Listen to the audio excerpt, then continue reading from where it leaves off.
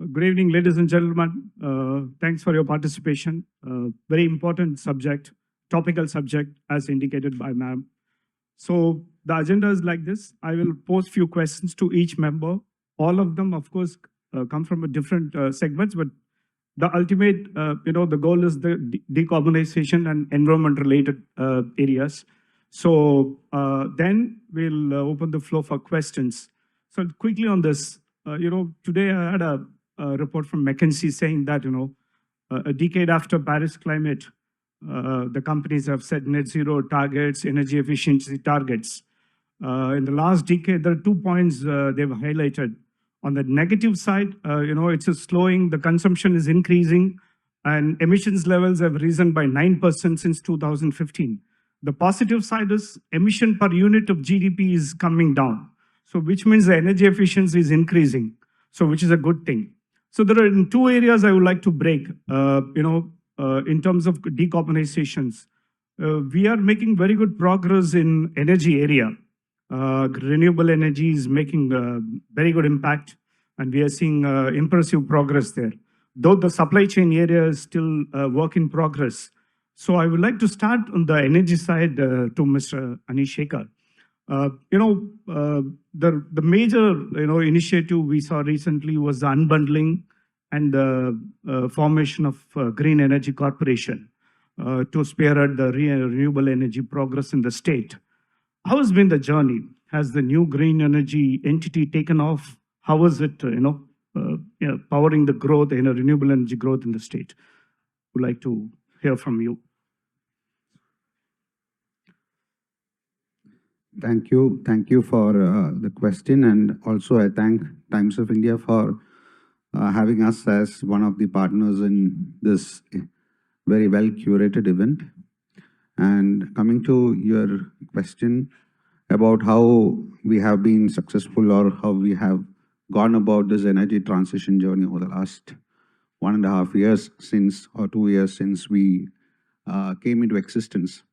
In 24 February is when this company was formed with the single-handed or a single-minded vision of powering the energy transition for the state. So when it comes to transition, there are two verticals in which we see transition. One is, of course, energy efficiency, which is mostly a little forgotten or little less glamorized when it comes to the two heads under the transition. So energy efficiency is an important vertical because every energy saved is something that we can avoid generating. So in that way, energy efficiency has been one of our important pillars. And another is, of course, RE integration. So RE integration, there were challenges which were not addressable 2 years back. But today, everybody started speaking about storage. So that has given us hope that this transition is going to happen. And transition, we all started looking at transition because of two major issues. One is that 75% of the carbon emissions come from fossil fuels. I mean, from the energy generation. Another, of course, is that the fossil fuels are limited. I mean, you cannot forever use them. So we needed to go for renewable sources. So with this intention, transition started. And now with the kind of storage and the kind of prices that is getting discovered for storage, it has become an economically the best alternative going forward as well. So this gives me the courage to tell you that energy transition today looks more probable and more realistically achievable by 2030, and maybe in another decade or 2 decades down the line, at least the electricity sector should come to net zero. So we are very confident of driving this and achieving the goals for the state. Great. When we talk about renewable energy in Tamil Nadu, I mean, without wind energy, the story is incomplete because we are the pioneer in wind energy. We were leading in wind energy, but there was some setback, a couple of years ago. Other states are also catching up.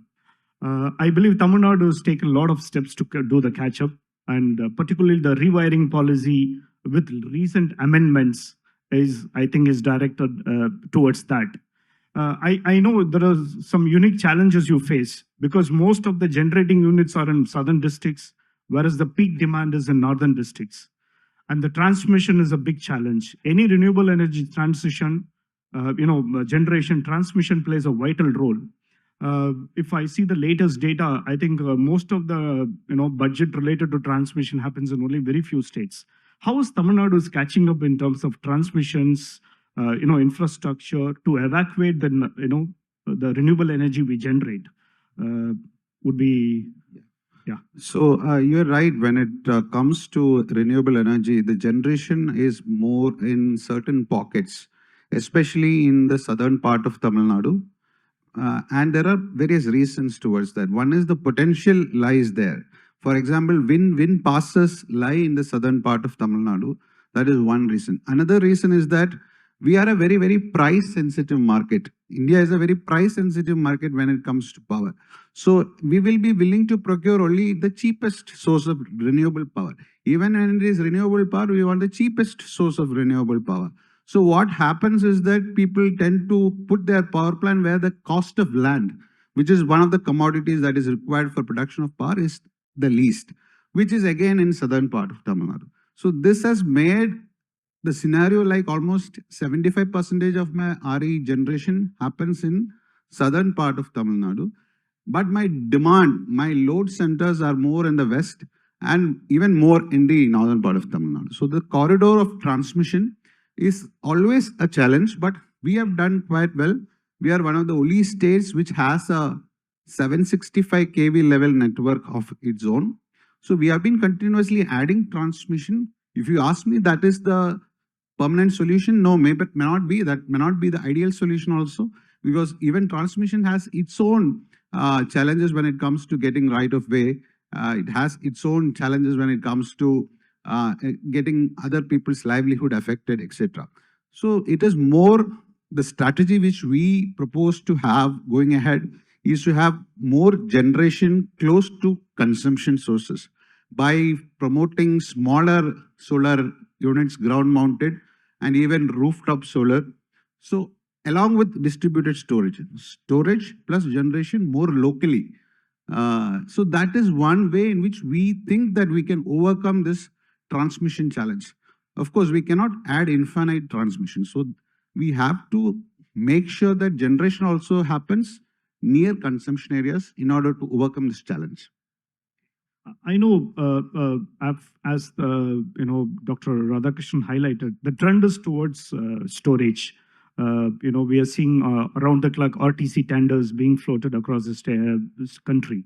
How is Tamil Nadu is progressing there? How is the storage shaping up in Tamil Nadu?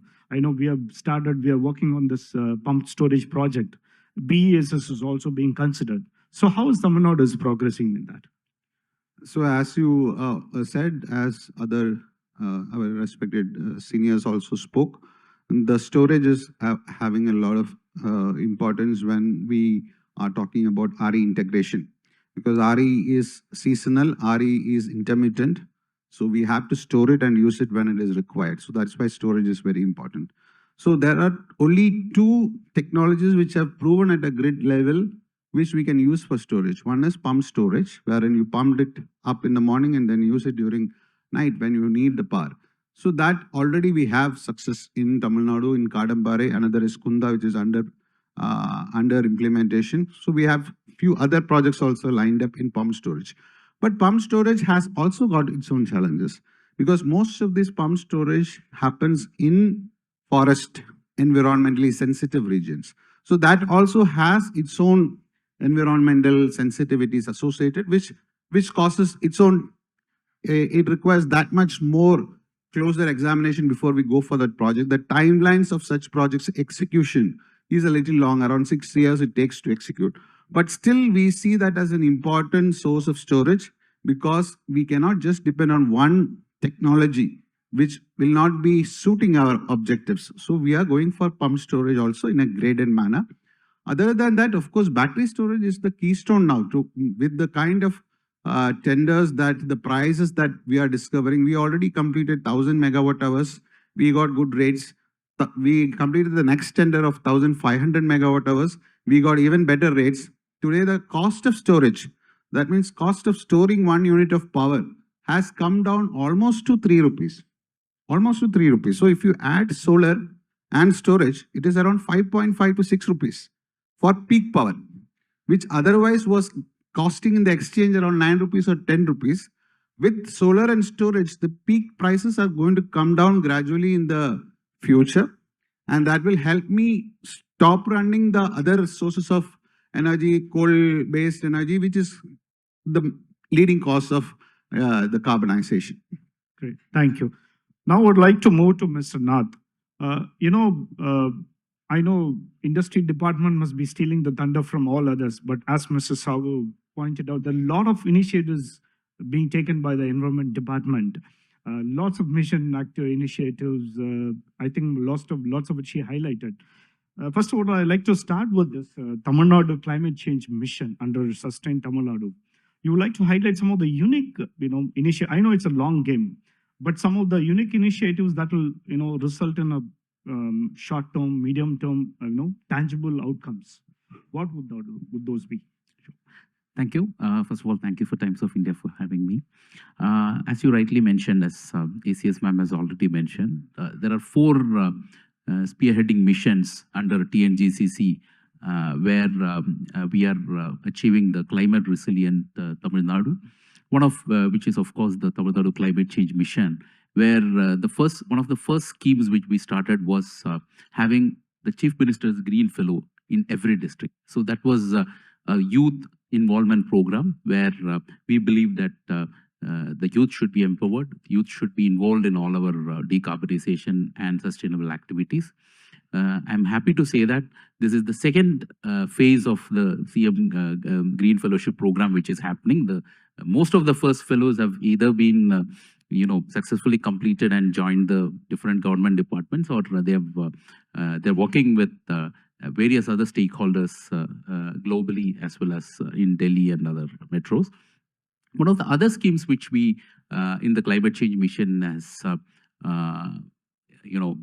rolled out is the Green School Scheme, wherein close to 300 schools were given a seed fund of around 20 lakh rupees, wherein the green energy activities like water conservation, solid waste management,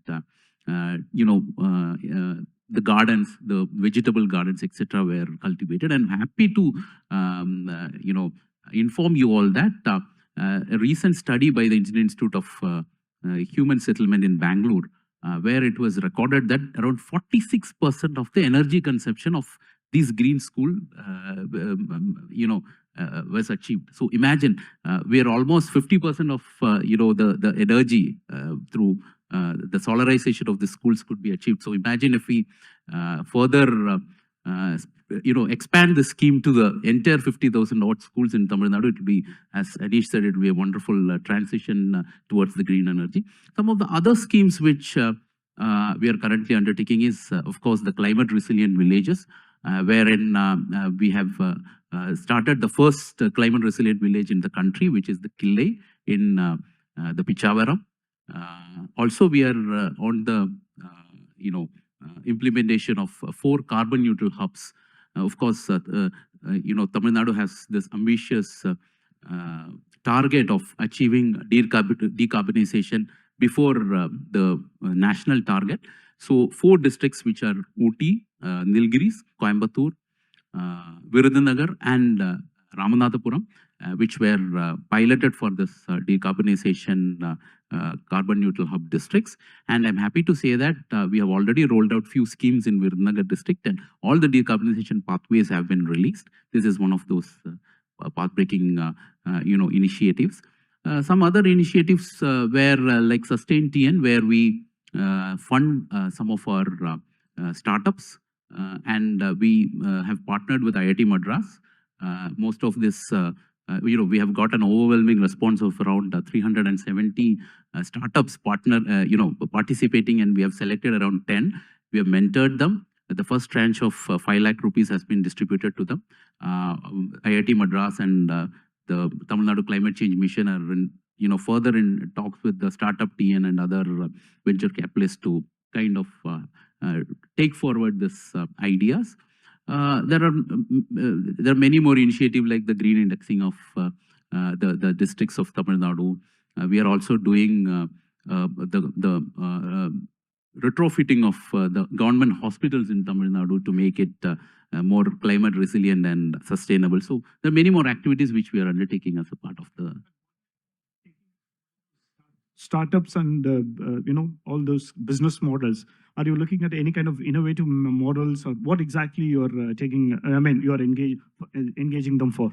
See, what we found out was there is a lot of scope. There's a lot of scope in engaging the technologies, especially when it comes to clean energy, when it comes to waste circularity, when it comes to many more water conservation and all those things. Even in FLU, the forestation and reforestation. So, but many of these young startups were finding it very difficult to get funding, to get a mentor. So Sustain is one such initiative wherein we have kind of started seed funding all of them to make them have an accessibility to some of these technologies, especially the IIT Madras Research Park, which is actually helping them in doing that, and finally to bring it into a full-fledged, from a startup to a full-fledged kind of an industry. That's interesting points. Ms. Sagu hinted about this Tamil Nadu Green Climate Company. What is it intended for? What are you trying? I know it's one of its unique initiatives. What is it for? What are you, trying to achieve in the short term? Any details on that? See, as Ma'am said, Tamil Nadu Green Climate Company, where we have actually found out that there are many departments who are doing, like energy department is doing a lot of work. The municipal administration department is doing a lot of work on solid waste management. The transport department is doing a lot of work on electric mobility and so on and so on. But there was all of them were working in a silos. We wanted to bring everything under one roof. So one of the first things which we did in TNGCC was to formulate something called the Chief Minister's Governing Council. So we are the probably the first state in the country to have a governing council on climate change, where we have it is chaired by the Honorable Chief Minister, and we have sector experts like Mr. Montek Singh Ahluwalia, Mr. Nandan Nilekedi, Dr. Soumya Swaminathan, and many more, who will be giving a policy direction. And TNGCC will be an anchoring point where, all these different departments and their policies will be aligned. This is number one. And second, as ma'am has already mentioned, that there are 4 very important missions through which we would, bring about this climate resilient Tamil Nadu, which are the climate change mission, the wetland mission, the green Tamil Nadu mission, and the recently launched TN Shore, which is the coastal, restoration mission. Apart from this, TNGCC is also an apex policy body where we review different internationally best practices. We also get involved with a lot of our partners, especially our partner organization like UNEP, partner organization like ADB or World Bank, or different international and national, institutions and organizations, and we learn from a lot of those best practices. We try to, even guide some of the departments in achieving their decarbonization pathway. So, yeah, very good initiative. All the best to you. Thank you. Dinesh, I would like to come to you. I know you're also in the same decarbonization way in some way. Just start with the recent developments only. Are all the issues, concerns behind owning an electric two-wheeler? I mean, concerns, doubts around owning a two-wheeler behind now? I believe there was concerns after the new battery norms came. Things improved. So if you see the latest numbers also, the electric two-wheeler adoption is increasing. What do you have to say? Is it, or are people are really interested in buying this electric two-wheeler? Electric mobility, how is it shaping up? No, sure. No, first of all, thank you so much. Thanks, Times, for having me part of such a panel. No, I think I think there are two parts to this, right? One is regulation, how the product actually performs, and then the other side is also perception of the product itself.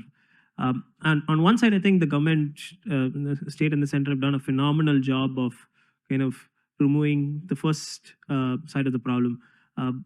Again, we had a range of issues. 2022, I think, was probably the worst year for electric two-wheelers and electric vehicles in general in India. We had a lot of catastrophic issues, explosions that came in. But I think if I were to be very honest, I think what the government was in overall trying to do is essentially promote electric vehicle adoption, and without the guardrails, that might have kind of missed a little bit. But today, as it stands, specifically for two-wheelers, right, we have something called AIS 156, which is the standard that every electric two-wheeler OEM has to kind of pass before they can put a two-wheeler on the road.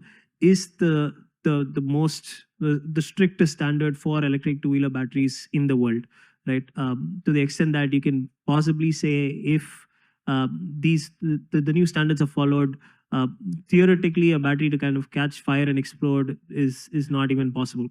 But that said, that's only part of the problem. The damage has already been made. You had a lot of players come in, you had unfortunate incidents that happened. Today, the first question most people who are not used to the industry or have no exposure, direct exposure to the industry, ask me is, what is the assurance that this doesn't, Catch fire. Yeah, and it's not just about convincing the person who's buying it, but today the problem is worse than that, right? Like the minute I live in an apartment, I have an electric car. My homeowner association comes up and says you cannot charge these cars in the apartment, and that becomes a bigger challenge, right? So perception is what we're trying to address, and I think that's the most important problem here. So to answer your question, absolutely not. That clarity for EV adoption to kind of happen has not come in, has not set in yet, and a big problem for that, or the biggest kind of issue there is perception, and there's a lot of stuff that needs to be done to create awareness in that. I think one of the initiatives, I think in the most recent EV policy from Tamil Nadu as well, is that if you have a certain number of houses in an apartment, you're forced to have charging stations, which is a step in the right direction. Also, one thing about the Tamil Nadu EV policy also is that it doesn't push anybody towards a standard or a particular manner. It's more of kind of choose your own and pushing general EV adoption and not particularly any range of motorcycles or scooters or cars, which is a good thing. So I think steps are being taken, but I think we're far from where we want to be. I understand, this charging is an issue, and if you live in an apartment, particularly in all the urban centers. I somehow wanted to, have a, view that, rural could have taken off in a big way. Because every rural, I think, space won't be an issue for them. Of course, in some places, availability of electricity is maybe an issue. But what is your take? Is rural is the right place for electric vehicles to take off in a big way? What is your view on that? Absolutely, and actually numbers are saying that as well, right? If you look at electric two-wheeler adoption, tier 2 cities and tier 3 cities are the places where you're seeing incremental growth. Where specifically because again, electric vehicles today, at least when it comes to two-wheelers, are more focused on scooters and not motorcycles, which motorcycles, for many don't know, are actually twice the size of the scooter industry. So if you're only electrifying scooters, you're only electrifying about 30% of the two-wheeler market. Motorcycles are the 70% of the market, and that's what we're trying to solve. But given that right now we only have electric scooters in the industry, tier 2, tier 3 cities are actually seeing a lot more are the drivers for that incremental adoption, right? Today, most cities have already started. We're at about 22-23% adoption when it comes to electric scooters. That means you're already hitting a reasonable amount of, lack of better word, saturation when it comes to rate of adoption with electric scooters in cities. So the new areas that are opening up are tier 2, tier 3 cities, which are really fueling adoption here on. Just one last question. As we, getting into the electric mobility, the recycling system is also essential. Tamil Nadu has also come out with a recycling policy recently.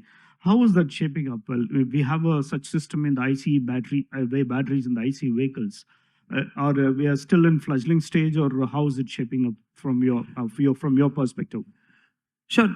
See, I think the battery recycling problem is a little bit more complicated today. I don't think, though there needs to be regulation and there needs to be centers to kind of start working on battery recycling. I don't think we're anywhere close to reaching critical mass for even one single center to work. Right. The way we need to be really looking at battery recycling is completely different. We've been having real electric two-wheelers and three-wheelers and four-wheelers the last 3-4 years. If you look at really good quality products that are hitting the market, three-wheelers, two-wheelers, four-wheelers, these vehicles with the right chemistry, with the right products, have a minimum battery life of about 8 to 10 years, right? And 8 to 10 years, when you talk about battery life, it's about the batteries being fit for mobility use in that 8 to 10 years. And then you have secondary use cases like, everybody spoke about BESS, where these cells and these batteries can be used again for another 8 to 10 years in stationary storage, which then, or rather static applications, which then increase the life of the battery before it goes into a recycling center for about 20 years. So realistically, we're at least 17 years away from seeing any sort of critical mass for any recycling center to work. Now, I think the problem here is also kind of telling people that batteries can last that long. If you start talking about recycling, then the next fear for customers is that, okay, so how often do I need to replace my battery packs? That then again slows down adoption. So I think it's a chicken and egg situation, like any new technology that comes up. But I think the focus really needs to be on adopting the right chemistries, adopting the right cells, focusing on selling good products rather than focusing on end-of-life solutions, because we're not even getting started. Yeah, you're right. There is no proper system as of now. But some research, initial research, outcomes have indicated that the recovery part is very huge. I think some of the companies have recovered very well from the batteries, actually. Absolutely. See, again, it depends on chemistries. You have various chemistries going in, and for any sort of recycling to happen, you need homogeneous input stock. For that to happen, again, you need to have a certain amount of cells that come out of these vehicles and then going into the input stock of these recycling centers. But yes, you're right. Let's just making it very simple. If, let's say, you have a petrol powered motorcycle, it works for 10 years and then you have to scrap it. You scrap it for metal costs, you possibly recover 2,000, 3,000 rupees of money, because it's just usually aluminum, little bit of aluminum and a lot of steel, right? If you look at electric vehicles, let's say an equivalent 1 lakh rupee electric motorcycle, after 10 years, you recycle it, there's a lot more expensive material that can be recovered from that.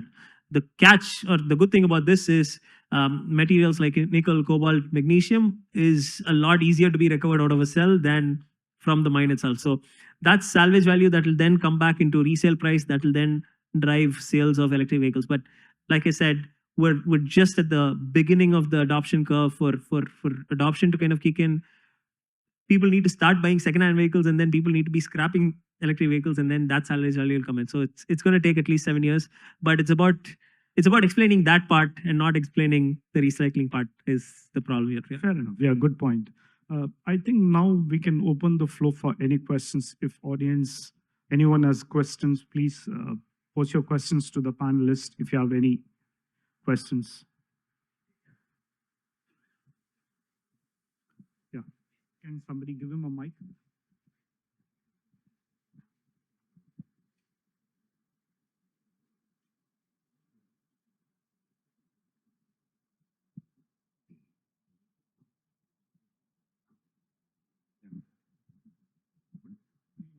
Hello. Sir, I have a small question. Am I audible?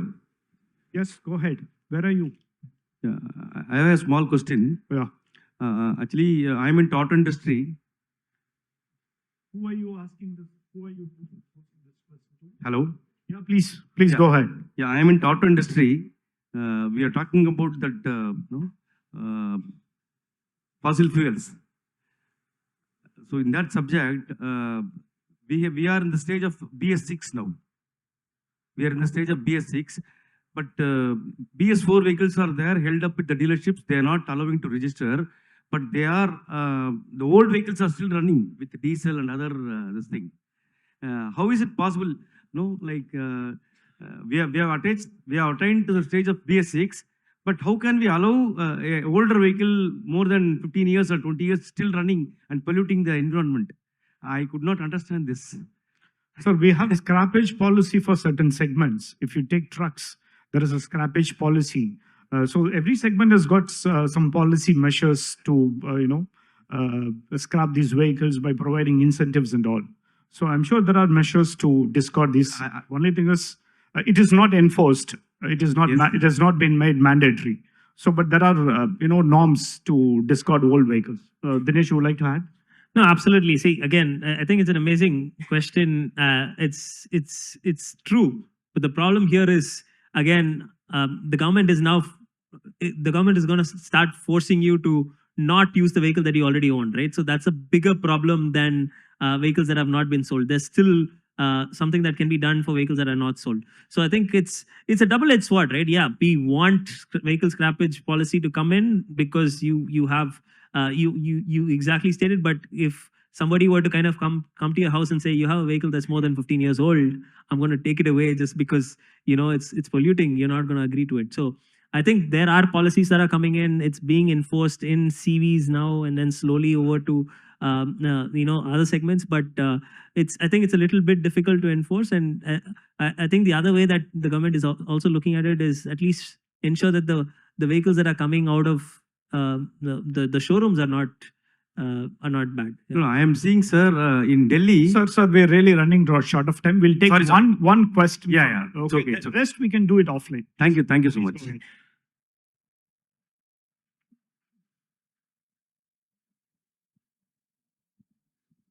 Hello, sir. I'm Vivek from Chennai OMR, environment activist. Sir ரீசெண்டாக ma'am கூட Ramsar land பற்றி சொல்லிட்டு போயிட்டாங்க. நம்ம OMR பள்ளிக்கரணையில் Ramsar land இருக்குது, உங்கள் எல்லாருக்கும் தெரியும். ஸோ அதில் பிரிகேடுங்கிற ஒரு கன்ஸ்ட்ரக்ஷன் மார்கன்கிற ஒரு பில்ட் பண்ணி இப்போ சார் நான் பேசி முடிச்சிடறேன். கோர்ட் வந்து ஹால் பண்ணி வச்சுருக்காங்க. 2 தடவை அதை அதை பேன் பண்ணி அந்த டைமை எக்ஸ்டெண்ட் பண்ணி கோர்ட் இப்போ ஹால் பண்ணி அண்டர் ரிவ்யூவில் இருக்குது. அது சப்மிட் பண்ணுறதுக்காக கிரவுண்ட் ரிப்போர்ட் சப்மிட் பண்ணுறதுக்காக வெயிட்டிங்கில் இருக்குது.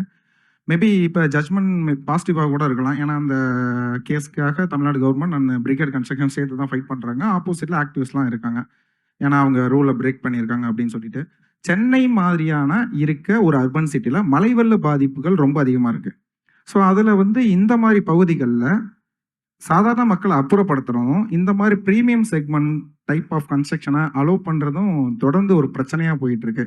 இதை பற்றி ஒரு பதில் கண்டிப்பாக நீங்கள் கொடுக்கணும் சார். அப்புறம் இந்த பர்டிகுலர் வெட்லேண்ட்ஸ் டோட்டலி 1250 ஹெக்டேர்ஸ்க்கு மேலே இருக்குது. இதில் 38% ஆல்ரெடி ஆக்குபை பண்ணியிருக்கு, அது லீகலாகவும் இல்லீகலாகவும்.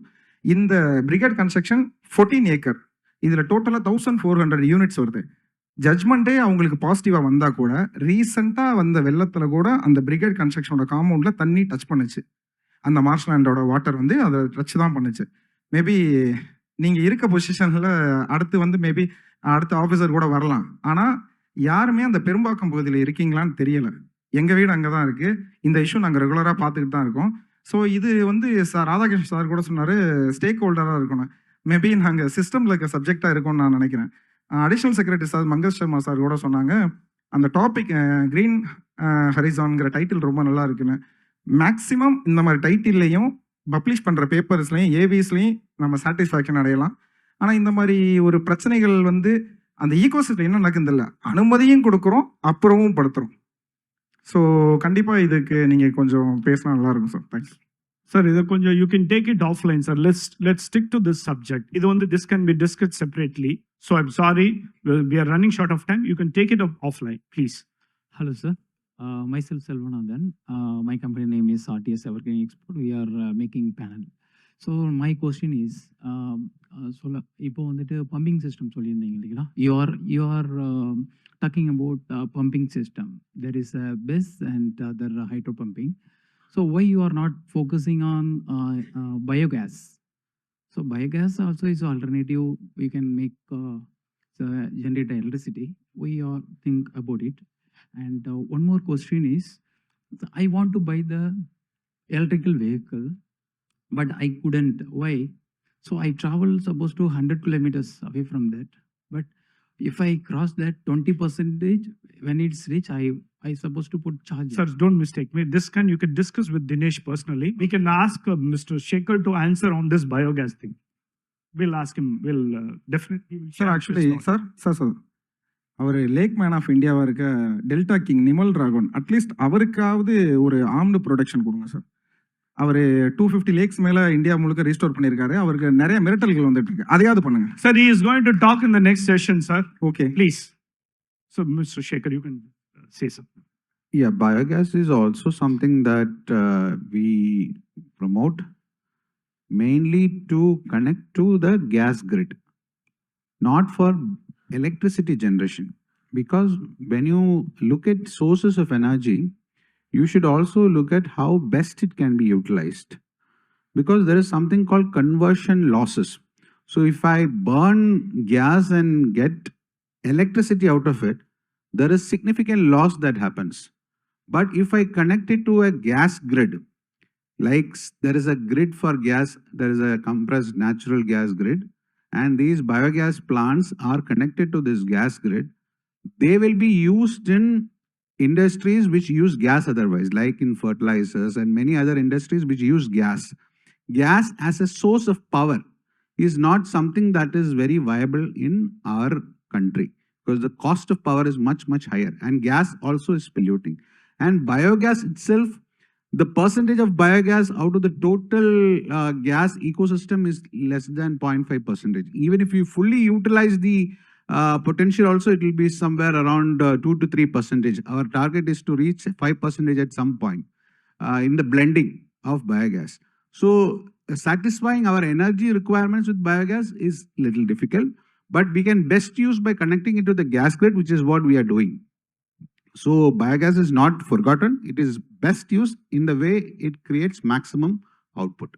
Thank you, sir. I think that's the end of this session. We will have to go for the next session. Thank you. Thank you, panelists, each one of you, Mr. Nath, Mr. Shekhar, Dinesh. Thank you, Mr. Thank you so much for your wonderful thoughts.